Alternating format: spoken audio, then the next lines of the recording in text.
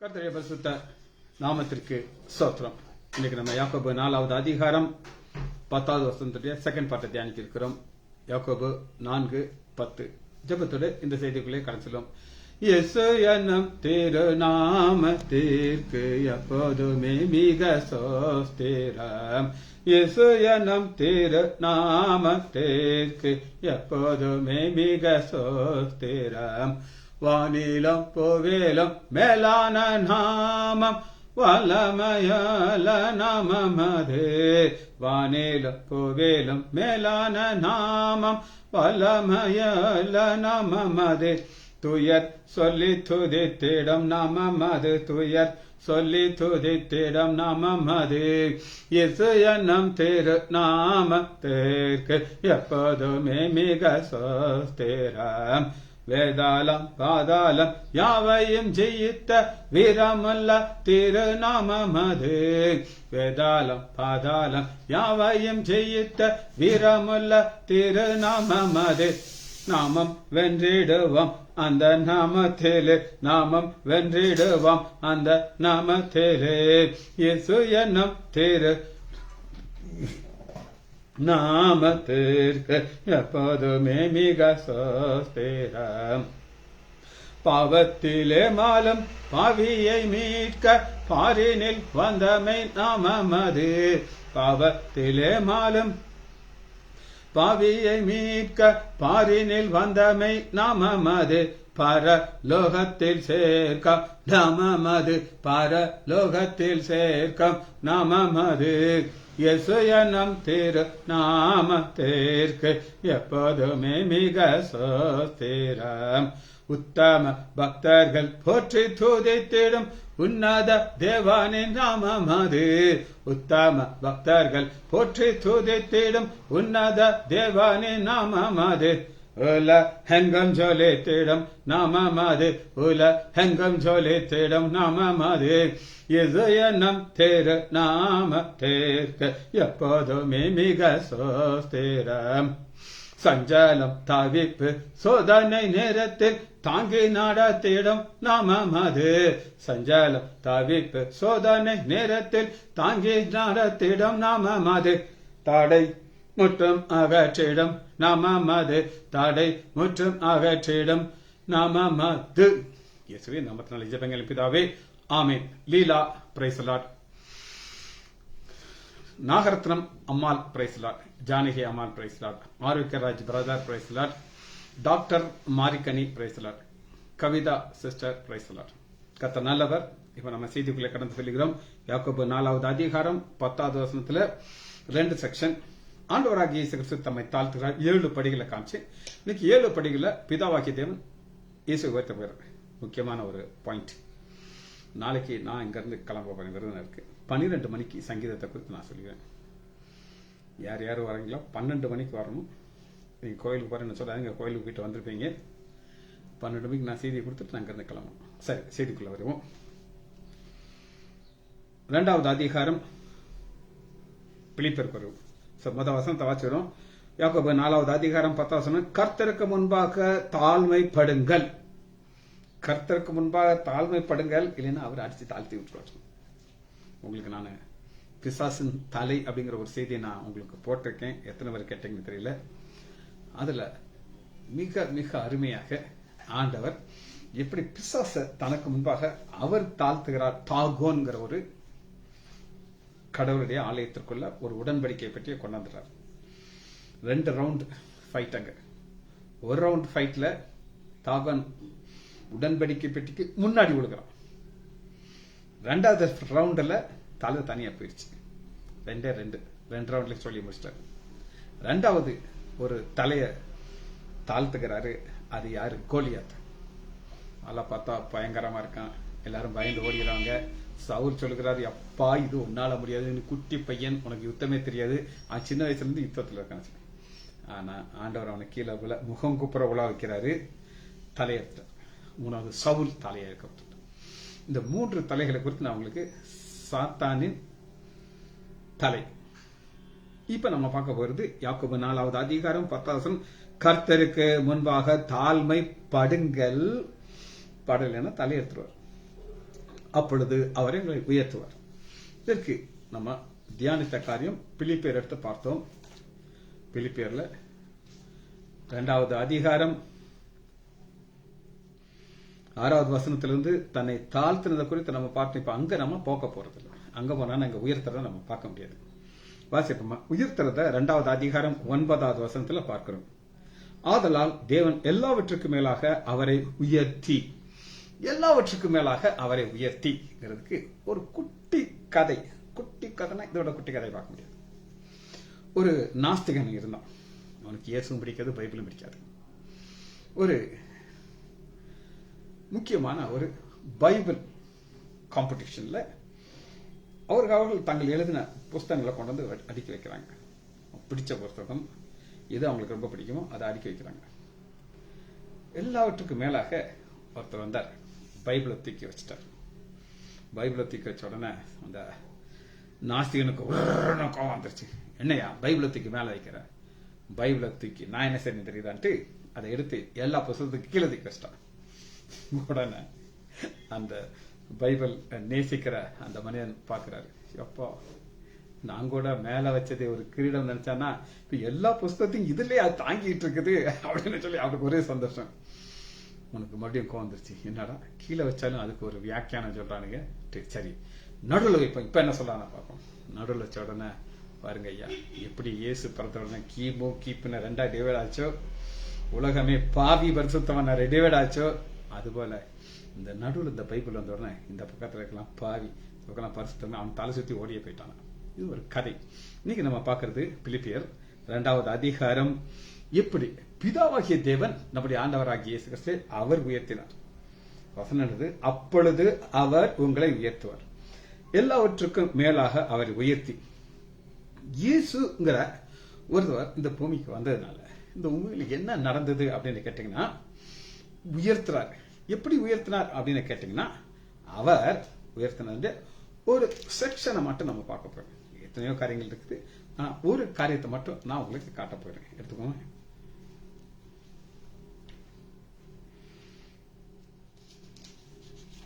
எபிரேயர் எடுத்துவோம். 2வது அதிகாரம் எப்படி உயர்த்தினார். 2வது அதிகாரம் 16வது வசனத்திலிருந்து 14. அதனால் பிள்ளைகள் மாம்சத்தின் ரத்தத்தை உடலாகி அவரும், இந்த அவரும் பிதாவாகிய தேவன் அவரை உயர்த்துறார். அதற்கு முன்னாடி அவர் தன்னை தாழ்த்தினார். தாழ்த்தினத மனுஷ சாயல்ங்கிற ஒரு காரியத்தை நம்மளுக்கு காமிச்சேன். நேற்று நிறைய முடிக்க வேண்டியதுனால நான் அதுக்குள்ள நிறைய போக முடியல. அதனால இப்ப அதனுடைய விளக்கத்தை நான் உங்களுக்கு காட்ட போறேன். மாமிச சாயல், மனுஷ சாயல்ங்கிறது என்ன அப்படின்னு கேட்டீங்கன்னா, மாமிசத்தை ரத்தத்தை விடலாக்க அவரும் அவர்களை போல மாமிசத்தை ரத்தத்தை விடலாகினார். இதுதான் பிதாவாகிய தேவன் அவரை உயர்த்துறதுக்கு காரணம். அந்த உயர்த்துறதுக்கு எப்படி அவரை உயர்த்தினார் அப்படின்னு கேட்டீங்கன்னா, முந்தினதுல நம்ம அவங்களை பார்க்க இருக்கிறோம். ஆண்டவராகிய இயேசு கிறிஸ்து இந்த பூமிக்கு வரக்கு முன்னாடி ஒருத்தர் பிதாவாகிய தேவன் முடி சூட்டி வைத்தார். அது ஆதாம். வாசிப்போமா? அதே எபிரேயர் 2வது அதிகாரம் 7வது. அவனை தேவதூரிலும் சற்று சிறுவனாக்கினர், மகிமையினாலும் கனத்தினாலும் அவனுக்கு முடி சூட்டி அவனை அதிகாரியாக வைத்து சகலத்தையும் அவன் பாதத்திற்கு கீழ்ப்படுத்தினார். இது யார்? ஆதாம். ஆதாமுக்கு கொடுத்த ஆசீர்வாதத்தை ஆதாம் இழந்துட்டான். ஆனா இப்ப 2வது ஆதாம் உள்ள வர்றார், பிக்சருக்குள்ள வர்றார். பாருங்க, 9வது எபிரேயர் 2:9. என்றாலும் தேவனுடைய கிருபையினால் ஒவ்வொருவருக்காகவும் மரணத்தை ருசி பார்க்கும்படிக்கு, இது 2ஆம் ஆதாம், மரணத்தை ருசி பார்க்கும்படி. உங்களுக்கு பாயசத்தை கொடுத்தா நல்லா ருசிச்சு பார்ப்பீங்க. ஆனா டயபெட்டிஸ் இருக்கக்கூடாது. டயபெட்டிஸ் இருந்தா நீங்க ருசிக்க முடியாது. ஆனா மற்றதெல்லாம் ருசிக்கலாம், ஒண்ணுதான் இருக்கா. ஆனா பாயசனை நீங்க ருசி பார்க்க முடியுமா? ஐயா செத்துருவோம். ஆனா இங்க ஆண்டவராகிய இயேசு கிறிஸ்து ஒவ்வொருவருக்காகவும் மரணத்தை ருசி பார்க்கிறார்.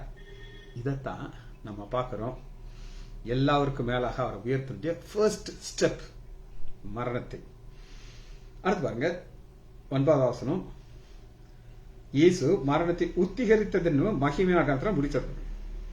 உத்தி இருக்குன்னா ஜெயிக்கிறார், மரணத்தை ஜெயிக்கிறார். மரணத்தை எப்படிங்க ஜெயிக்க முடியும்? உயிர்த்தெழுதல் மூலமாக. உயிர்த்தெழுதல் மூலமாக அவர் அதை ஜெயித்து நம்ம பார்க்கிற ஒரு பெரிய ஒரு ஆசீர்வாதம் என்ன அப்படின்னு கேட்டீங்கன்னா, ஏனென்றால் தமக்காகவும் தம்மாலே சகலத்தை உண்டாக்கினவர் அநேக பிள்ளைகளை மகிமையிலே கொண்டு வந்து சேர்க்கிறது. ரட்சிப்பின் அதிபதி உபத்திரன், ரட்சிப்பின் அதிபதி. ரட்சிப்பின் அதிபதினா என்ன அர்த்தம் அப்படின்னு நீங்க கேட்டீங்கன்னா,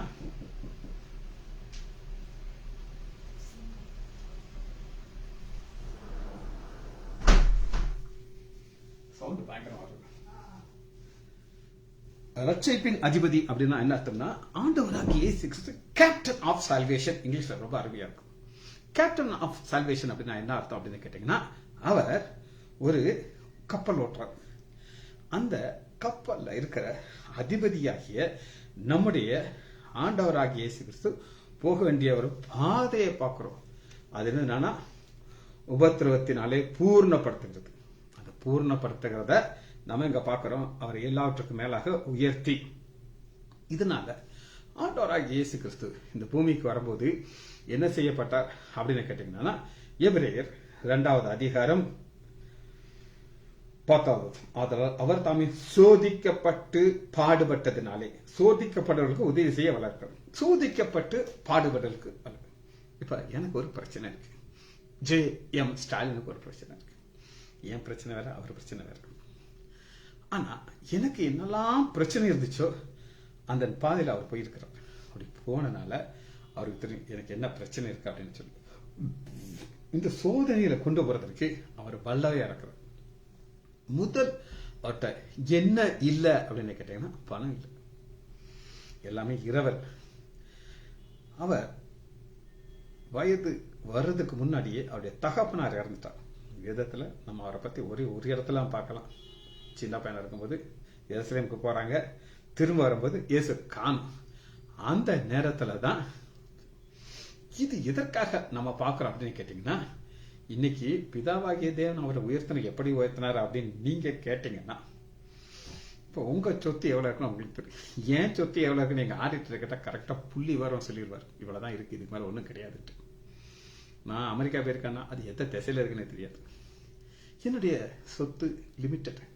ஆனா நம்முடைய ஆண்டவராகிய இயேசு கிறிஸ்துவுக்கு இருக்கிற சொத்தை நான் ஒரு சின்னதாக ஒரு கால்குலேஷன் இன்னைக்கு நம்ம போட போய் நம்மளால போட முடியாது, இருந்தாலும் ட்ரை பண்ணி பார்ப்போம்.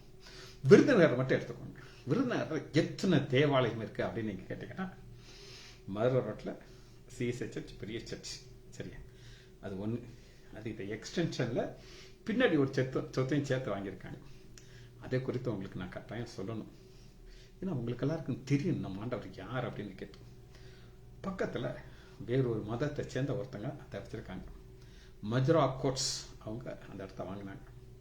என் தகப்பனார் காலத்திலேயே அவங்க 2 பேருக்கும் சண்டை வர ஆரம்பிச்சிருச்சு. இந்த மதுரா கோட்ஸ்காரங்க என்ன பண்ணாங்க அப்படின்னு கேட்டீங்கன்னா, நம்ம ஆலயத்திற்கும் இதெல்லாம் நான் சொல்றது கற்பனை கதை கிடையாது, 100% ஃபேக்ட், 100% உண்மைகளை சொல்லுகிறேன். உண்மையை தவிர வேற எதுவுமே கிடையாது. சரிங்க. அவங்க மஜ்ரா கோட்ஸுக்குள்ள அந்த இடத்துக்கும் நம்ம தேவாலயத்துக்கு கூட ஒரு சவுர் இருக்கு. அவன் என்ன பண்ணிட்டான், இந்த சவுர் எங்க சவர் அப்படின்னு சொல்லி எழுதி கொடுத்துட்டான். அதனால அவங்க அதில் சாப்பை இறக்குவாங்க, நம்ம ஏதாவது செஞ்சாலும் சண்டைக்கு வந்துடுவாங்க. அப்படி அவ்வளோ பிரச்சனை பண்ணிட்டு இருந்தாங்க. நம்ம அதில் ஆலயத்தில் ஒரு ஜென்ரேட்டர் வச்சுருந்தாங்க. வந்து நைட் உடனே அதை உடச்சி போட்டாங்க. எப்படியா எங்கள் சவத்தில் நீங்கள் ஜெனரேட்டர் வச்சுருக்கலாம் அப்படின்ட்டு சண்டைக்கு வந்துட்டு கோர்ட்டுக்கு போச்சு. கோர்ட்டில் என்ன பண்ணாங்க அப்படின்னு கேட்டிங்கன்னா, நம்ம ஆலயத்துக்கு இந்த சைடில் ஃபயர் இன்ஜின், தீ அணைப்பு படை இருக்கு. அந்த செவத்தையும் இந்த செவத்தையும் டெஸ்ட் பண்ணி பார்த்தோம்னா 2 ஒரே கன்ஸ்ட்ரக்ஷன். இப்ப மெஜுரா கோட்ஸ்காரன் அங்க போய் கட்ட முடியாது. அதனால நமக்கு ஃபேவராக ஜட்ஜ்மெண்ட் வந்துச்சு. இது சிஎஸ்ஐ சர்ச்சுக்கு சேர்ந்த இடம்னு சொல்லி. இந்த கூடால அந்த ஓனர் இருக்காங்களே, எல்லாம் பணம் போய் போய் போய் லாஸ், பயங்கர கடன் வந்துருச்சு. இப்ப அவருக்கு நம்ம ஆலயத்துக்கு பின்னாடி ஒரு இடம் இருக்கு, அதை விற்கணும். இதுக்கு முந்தின பாஸ்டர் ராஜா ஸ்டாலின் அவர் இருக்கிற காலத்தில் அந்த இடத்த வாங்குறதுக்கு முயற்சி பண்ணாங்க. பெரிய அமௌண்ட், ஒரு அட்வான்ஸா ஒரு 10 லட்ச ரூபா நம்ம பாஸ்டர் ரெடி பண்ணி கொடுத்தாரு. இவங்கெல்லாம் அவங்க வீட்டுக்கு போறாங்க, போய் அக்ரிமெண்ட் போட்டாச்சு, 10 லட்சம் வாங்கியாச்சு, சைன் பண்ணியாச்சு. அதை அந்த ஓனர் கபர்ட்ல தூக்கி வச்சார். கொஞ்ச நேரத்துல கபர்ட்ல திறந்து பார்த்தா ரூபாயை காணும். அவருக்கு 2 பசங்க, எவனோ ஒரு பையன் ஆட்டை போட்டான். பாருங்க, அவர் அப்படி கதறி கதறி கதறி அழுகிறார்.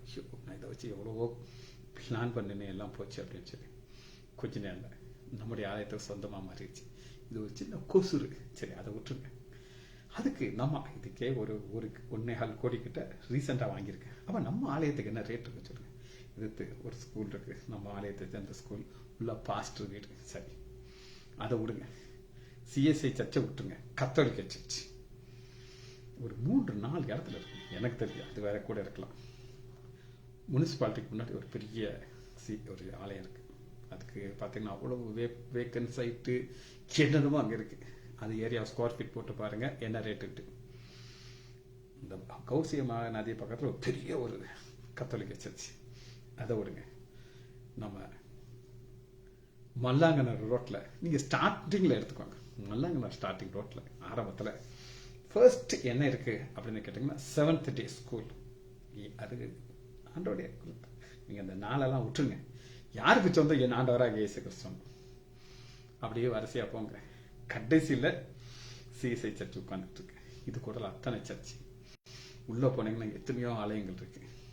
ஒரு ரோட்டுக்கு எந்த சைடில் ஒரு கத்தோலிக்க சர்ச் இருக்கு. எப்போ அதை பார்த்தீங்கன்னா உங்களுக்கு எல்லாம் தலை சுத்திடும். அவ்வளோ பெரிய சர்ச் கட்டி வச்சிருக்காங்க. எல்லாம் யாருக்கு சொந்தம்? நம்முடைய ஆண்டவராகி இயேசு கிறிஸ்து சொந்தம். அதனாலதான் வேதம் அவரை எப்படி சொல்லுது அப்படின்னு கேட்டீங்கன்னா, உயர்த்தும் போது இப்படி கோடீஸ்வரர். தமிழ்நாட்டில் மட்டும் நான் சொல்றேங்க, அமெரிக்கா, ஆப்பிரிக்கா, உலகத்துல எந்த இடத்துல ஆலயம் இல்லைன்னு சொல்லுங்க. உலகத்துல எந்த கம்ப்யூட்டர் வச்சும் எவனாலையும் அப்படி சொத்தை கணக்கு போட முடியாது. அதனாலதான் பிலிப்பியர் 2வது அதிகாரம் ஆதலால் 9 தேவன் எல்லாவற்றுக்கும் மேலாக அவரை உயர்த்தி. இன்னைக்கு பில் கேட்ஸ், லொட்டு லொசுக்கியெல்லாம் கோடீஸ்வரன் சொல்றாங்க. நான் இல்லைன்னு சொல்லல. ஆனா அவனுக்கு இவ்வளவு சொத்து இருக்காதுங்க. இதை நீங்க எங்கனாலும் போய் காட்டு பாருங்க. இது என்னுடைய விசுவாசம். சரி, இது அடுத்த ஒரு ஆவிக்குரிய ரிச்னஸ் நான் உங்களுக்கு காட்டுறேன். அது என்ன அப்படின்னு கேட்டீங்கன்னா, யாராலையும் கொடுக்க முடியாத நித்திய ஜீவன், பாவ மன்னிப்பு, வாசஸ்தலம், 1000 வருட அரசாட்சி. இதெல்லாம் நம்முடைய ஆண்டவராகிய இயேசு கருத்துல கொடுத்திருக்கார் பிதாதேவன். யார் யாருக்கெல்லாம் அவர் கொடுக்க சித்தமா இருக்கா அவங்க மட்டும் தான் பெற்றுக்கொள்ள முடியும். சரி, 2வதாக நம்ம பார்க்க போகிறோம். இயேசுவின் நாமத்தினாலே. 2வது இயேசுடைய நாமம். இயேசு என்னும் திருநாமத்திற்கு எப்போதுமே மிக சோஸ்திரம். வானிலும் புவிலும் மேலான நாமம், வல்லமையுள்ள நாமம் அது. நீங்க அதை பாட்டு பண்ணி. சரி, இது என்ன? இந்த நாமத்திற்கு இருக்கிற ஒரு பவர் அப்படின்னு கேட்டீங்கன்னா எடுத்துக்கலாமா? அப்போஸ்தலர் 4வது அதிகாரம் 12வது வசனத்துல, அவராலே அன்றி இயேசுவால மட்டும் முடியும், வேறு ஒருவராலும் ரட்சிப்பு இல்லை. நாம் ரட்சிக்கும்படிக்கு வானத்திலும் கீழும் மனுஷர்களுக்குள்ளும் அவருடைய நாமமே அல்லாமல் வேறொரு நாமம் கட்டளையிடப்படவில்லை. முடிஞ்சிருச்சு. ரட்சிப்பு இயேசுவால தான் முடியும். விடுதலை அவரால் முடியும். நான் எத்தனையோ பழக்கத்தில் இருந்தேன். இங்க இருக்கிற எத்தனையோ கெட்ட பழக்கத்தில் இருந்தவங்களுக்கு விடுதலை கொடுத்தது நம்முடைய ஆண்டவராகிய இயேசு கிறிஸ்து. மாத்திரமல்ல, 2வது அதிகாரம் 38வது வசனத்துல நாமத்தினுடைய அடுத்த வல்லமை, பேதுரு அவர்களை நோக்கி நீங்கள் மனம் திரும்பி ஒவ்வொருவரும் பாவ மன்னிப்புக்கென்று இயேசு கிறிஸ்துவின் நாமத்தினாலே ஞானஸ்தானம் பெற்றுக்கொள்ளுங்க. அப்படி வருஷம் நாமத்தினாலே ஞானஸ்தானம். இப்ப நம்ம ஞானஸ்தான சப்ஜெக்ட் போறது இல்ல. 2வது நாமம். 3வது குறிப்பா நம்ம பார்க்க போகிறோம். ஆண்டவர் பிதாவாகிய தேவன் குமாரனை எப்படி உயர்த்தினார்னு சொல்லி கேட்டீங்கன்னா, பிலிப்பியர் 2வது அதிகாரம் 10வது வசனம், இயேசுவின் நாமத்தினாலே வானோர் பூதலத்தோர் பூமியின் கீழானவர். இங்க 3 கூட்டத்தை பார்க்கிறோம். வானத்துல 2 கூட்டம் இருக்கிறாங்க. ஒன்னு பரலோக தேவ தூதர்கள் இருக்காங்க, இன்னொன்னு சாத்தான் இருக்கான். அந்தகார லோகாதிபதிகள். அவன் வானத்துல அப்படி ஆகாய மண்டலத்துல ஒரு பிரபுவாக சுத்திட்டு இருக்காங்க. எங்க இருக்காங்கிறது பைபிள் நான் அவங்களுக்கு காட்சி. இதுக்குள்ள எபேசியர் 2வது அதிகாரம் 2வது வசனத்துல வானத்துல யார் இருக்கா? இப்பொழுது கிரியை செய்கிற ஆகாயத்து அதிகார பிரபு ஆகிய ஆகாயத்து அதிகார பிரபு. அவனுக்கு பயங்கர வல்லமை இருக்குங்க. இல்லைன்னு மட்டும் நீங்க சொல்லிடாதீங்க. வல்லமை இருக்கு. ஒவ்வொரு தேவ ஆலயத்துக்குள்ளேயும் வந்துடும். அவ்வளவு வல்லமை இருக்கு.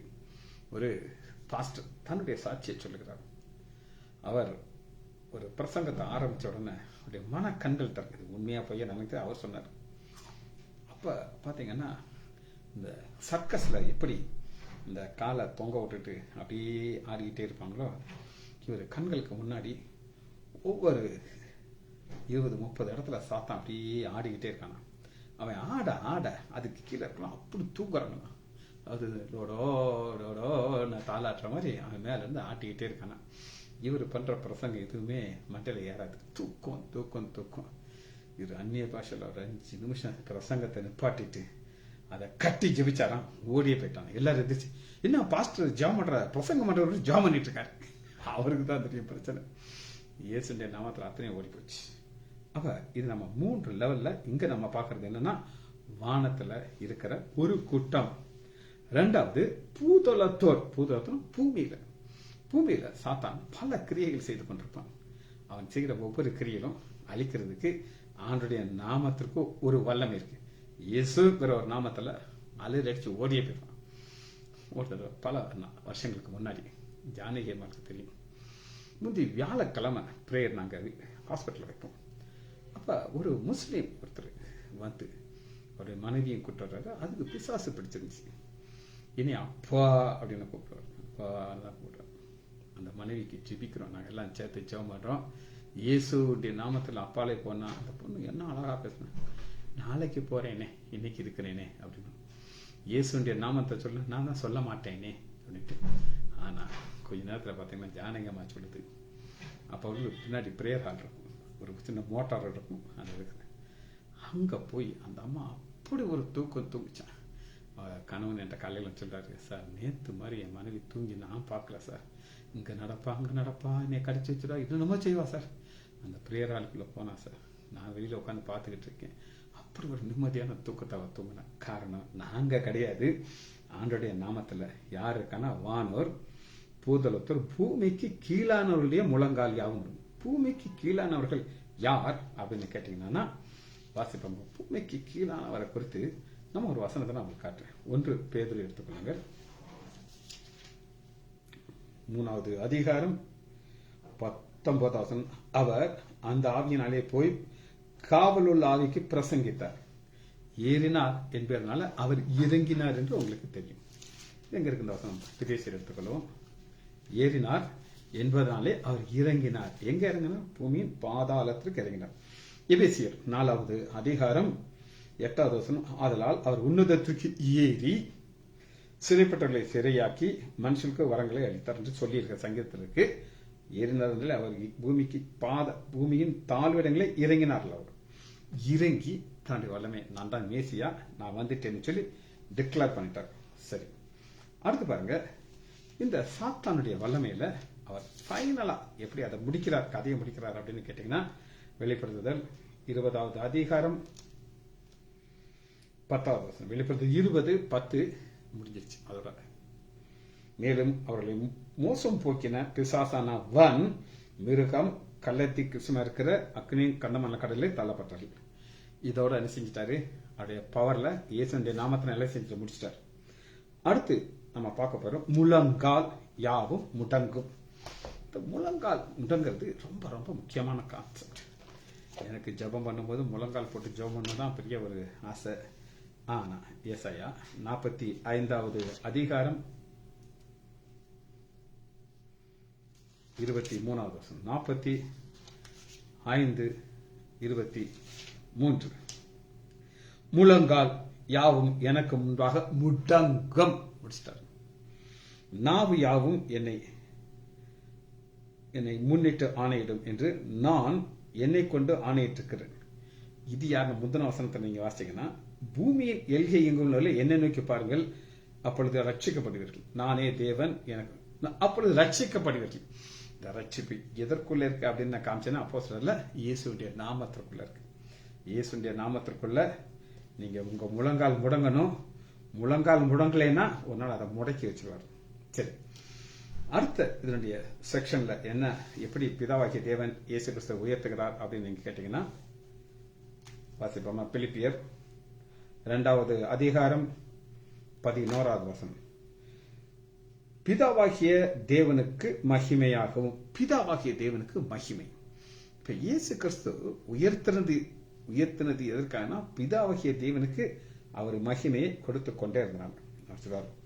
வாசிப்போமா? ஒரு சம்பவத்தை நான் உங்களுக்கு காட்டுறேன். மத்தேயு 9வது அதிகாரம் எப்படி பிதாவாகிய தேவனுக்கு அந்த மகிமை போனது அப்படின்னு சொல்லி பார்ப்போம். 9வது அதிகாரம் நம்ம எல்லாருக்கும் தெரிஞ்ச ஒரு சம்பவம். படுக்கை கிடந்த திமிர்வாதக்காரனை 4 பேர் தூக்கிட்டு வராங்க. சுகத்தை கொடுத்தாச்சு, எழுத நடந்துட்டான். நடந்த உடனே எல்லாம் நடந்தது அப்படின்னு 8வது ஜனங்கள் அதை கண்டு, ஒரு சப்பானி நடக்கிறத கண்டு ஆச்சரியப்பட்டு மனுஷருக்கு இப்படிப்பட்ட அதிகாரத்தை கொடுத்தவராகிய தேவனை மகிமைப்படுத்தினார்கள். தேவன் மகிமைப்படுறாங்க. எப்ப என்ன நடந்தாலும் நம்முடைய பிதாவாகிய தேவன் மகிமைப்படணும். மகிமைப்படுறதான் இயேசு கிறிஸ்துவ உயர்த்தினதுடைய ஒரு பெரிய ஆசீர்வாதம். சரி, 5வது குறிப்பை நம்ம பார்க்கிறோம். அது என்ன அப்படின்னு கேட்டா வாசிப்போம். பிலிப்பியர் 2வது அதிகாரம் 11வது வசனம். எல்லா நாமத்திற்கு மேலான நாமத்தை அவருக்கு தந்தரணும். எல்லா நாமத்திற்கும் மேலான நாமம். இப்ப 3 நாமங்கள் பைபிள்ல நாம பார்க்கலாம். ஒன்னு பிதாவாகிய தேவனுடைய நாமம் யெகோவா, தன்னுடைய நாமம். யெகோவா நிசி, யெகோவா ராஃபா, இது ஒரு நாமம். இந்த நாமத்தை ஒரு பக்கம் வச்சிருங்க. இன்னொரு பக்கம் ஆவியானவருக்குள்ள நாமங்களை பார்த்தீங்கன்னா, ஊற்று தண்ணீரே எந்த தேவ ஆவியே, ஜீவ நதியே என்னில் பொங்கி பொங்கி வா. ஊற்று தண்ணீர் அப்படி ஒரு நாமம்.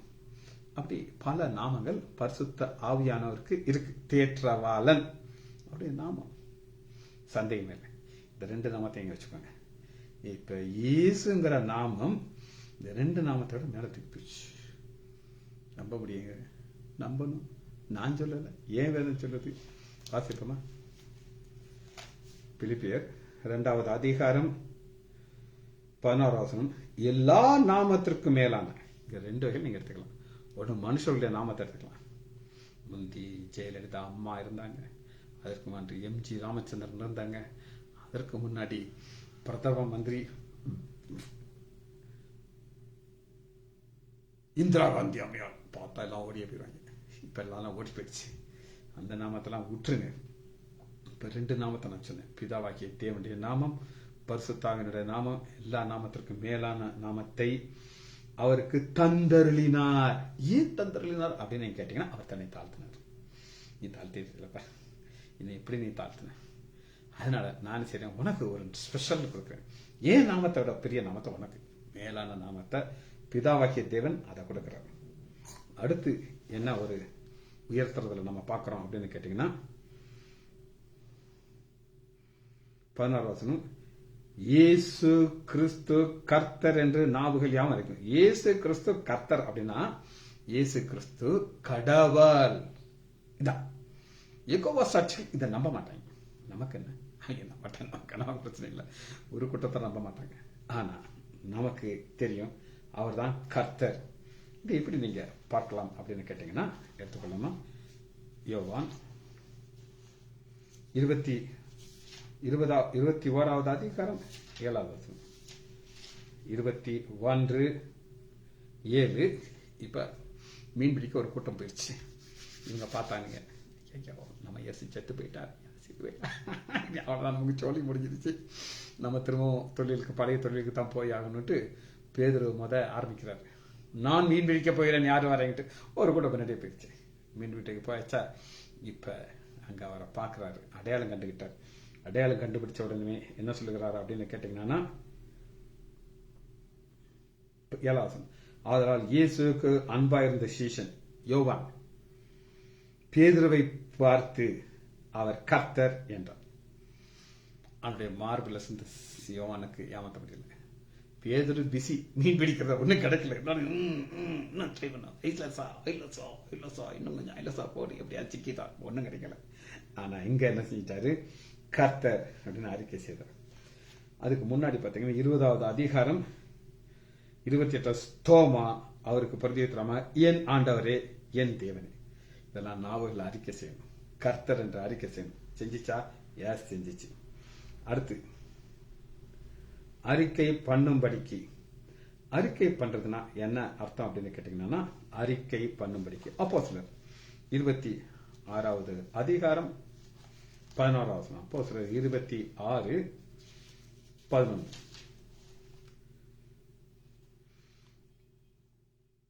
நாவுகள் அறிக்கை பண்ணும்படிக்குன்னா ஒரு காலத்துல இவர் எப்படி இருந்தார் அப்படின்னு கேட்டீங்கன்னா ஆண்டவர் தூஷிக்கிற அந்த மனுஷனே நாவை அறிக்கை பண்ண வச்சிட்டார்.